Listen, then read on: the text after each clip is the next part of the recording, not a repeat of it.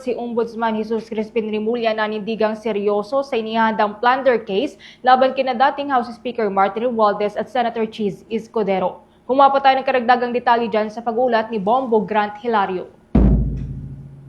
Inihayag ng Office of the Ombudsman na seryoso sila sa inihandang mga kaso laban sa mga sangkot sa manumalang flood control projects. Ito mismo ang binigyan din ni Ombudsman Jesus Crispin Rimulya na sa isa ng mapulong balitaan ng Tanod Bayan. Alinsunod ang naturang payag ng opisyal nang i-anunsyo nito ang plano pagkain ng kasong plunder laban sa dalawang naging pinakamatas na leader ng magkabilang kapulungan ng Kongreso.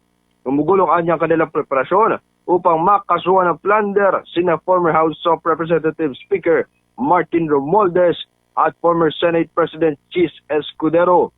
Ayon kay Ombudsman Rimulya, may kinalaman ng kaso sa pagkakaroon ng elemento ng conspiracy o sabwatan na manabinggit ukol sa pagproseso ng pambansang budget ng bansa noong 2024 at 2025.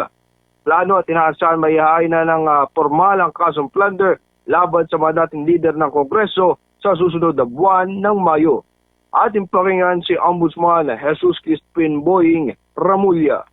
In the same light, I'd like to say that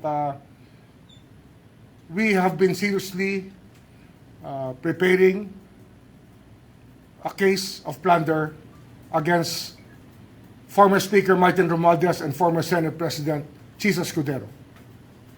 Plunder ang aming hinahandang kaso para sa kanila. And as a conspiracy, with the element of conspiracy involved in the preparation of the complaint. Well, within the month of May, we're just tying up many things that have to be there for us to make a case out of it. Pero the Senate President, the former Senate President, and the former Speaker will be subjected to a case of plunder very soon. Flood control related in so many ways, yes. Exactly.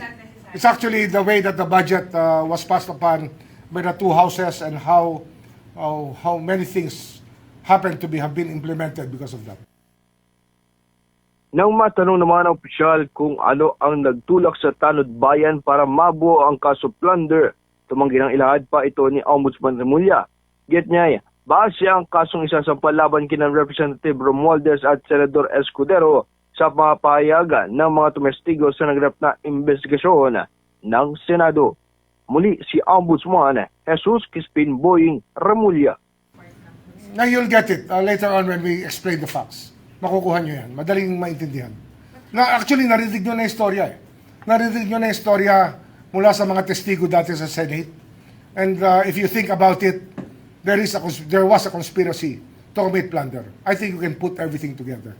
Kayo mismo, you can put it together. It doesn't take a genius to do it. Sa kasalukuyan, patuloy pa rin ang preparasyon ng Office of the Ombudsman upang mailagay ang mga dokumentong kinakailangan at matiyak na mabuo ang kaso. Habang kanya rin binigyan din na hindi lamang ito ang kanilang isasampang kaso, kundi abangan ang marami pang iba na lalabas ngayong Abril at sa susunod na buwan ng Mayo.